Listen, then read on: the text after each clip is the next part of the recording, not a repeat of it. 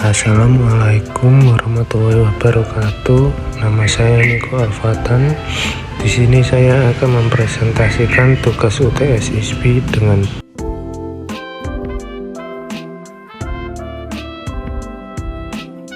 Toyota didirikan di Tokyo pada 28 Agustus 1937. Pendiri adalah Kenjiro Toyota, anak ketua dari Shigeji Toyota, sang pencetus industri Toyota. Toyota awalnya adalah membuat mesin jahit pada awal 19-an. Kenjiro Toyota, ia adalah putra pendiri Toyota Lomoworks Shigeji Toyota. Sesaat sebelum meninggal, dia mendorong putranya untuk mengejar mimpinya dan bertaruh pada industri manufaktur otomotif. Kenjiro akhirnya menciptakan apa yang kemudian menjadi Toyota Corporation. Dia mengundurkan diri dari posisinya di perusahaan pada tahun 1948 karena penjualan dan profitabilitas yang buruk, dan meninggal 4 tahun kemudian. Pada tahun 1957, keponakannya Eiji Toyoda menjadi kepala Toyota, mengawasi keberhasilan ekspansi di seluruh dunia dan peluncuran kendaraan paling terkemuka dan mewah di Jepang, Lexus. Keputusan instruktur, investor, dan kelompok lingkungan telah mengkritik Toyota karena lamban mengembangkan mobil bertenaga baterai dan mengatakan Toyota kini tertinggal di belakang Tesla dan produsen otomotif lainnya yang lebih gesit menangkap permintaan dalam perusahaan pasar yang tumbuh cepat. Dalam hal itu, Toyota akan memberikan respon dengan inovasi yang akan diberikan kepada konsumen. Teknologi baterai elektrik vehicle, di mana mobil ini menggunakan sumber energi baterai yang memberikan kualitas yang ramah lingkungan tanpa harus mengisi bahan bakar minyak. Desain sporty, meningkatkan ekspektasi terhadap pengalaman berkendara dengan konsep desain yang menyenangkan tenaga dan keagungan. High teknologi, adanya perangkat keras airan yang dapat mengikuti perangkat lunak terbaru yang menggunakan kata kendaraan untuk mempercepat pengembangan dan memenuhi kebutuhan pelanggan untuk memberikan nilai lebih menyenangkan terhadap pelanggan. Divisi produksi bertanggung jawab atas pelaksanaan operasional sehari-hari. Divisi kualitas, divisi ini fokus pada pemanduan dan perbaikan kualitas produk. Divisi logistik, divisi ini bertanggung jawab atas manajemen rantai pasokan, persediaan, dan distribusi. Divisi teknik, divisi ini terlibat dalam perencanaan dan pengembangan proses produksi. Divisi keuangan ini dalam pengambilan keputusan keuangan.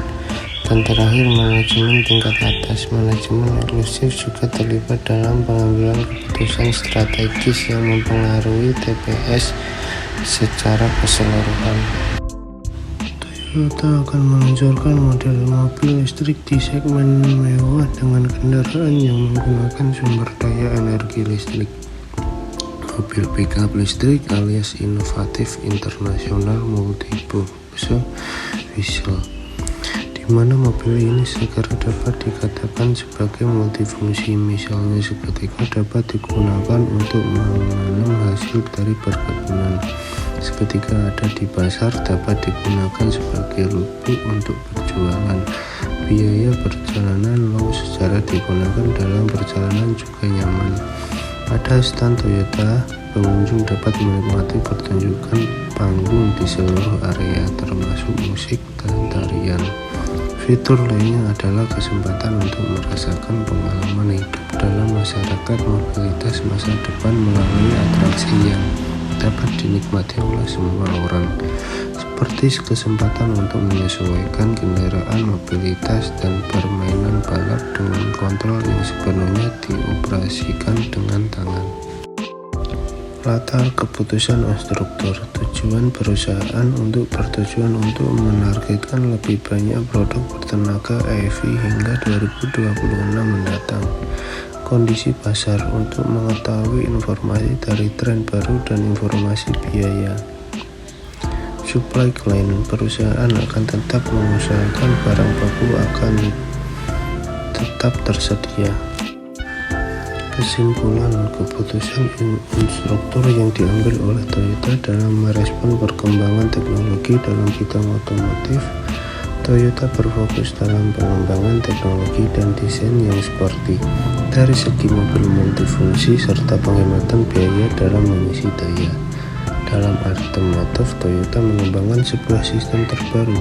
Keputusan hanya berfokus dalam pengembangan teknologi dari beberapa fitur-fitur aplikasi serta maupun sistem-sistem yang mengunggul dan model desain yang sporty agar menambah minat beli terhadap konsumen tersebut.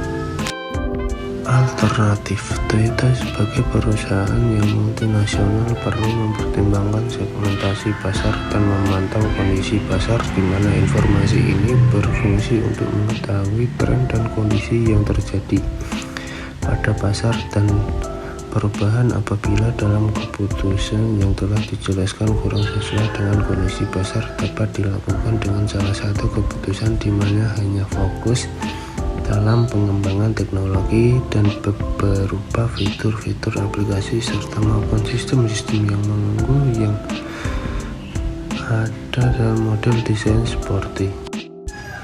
Kesimpulan, keputusan instruktur yang diambil oleh Toyota dalam merespon perkembangan teknologi dalam bidang otomotif. Toyota berfokus dalam pengembangan teknologi dan desain yang sporty dari segi mobil multifungsi serta penghematan biaya dalam mengisi daya.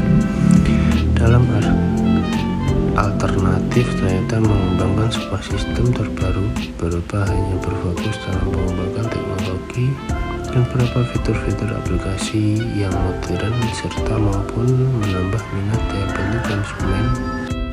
Sekian presentasi dari saya, kurang atau ada salah mohon maaf. Wassalamualaikum warahmatullahi wabarakatuh.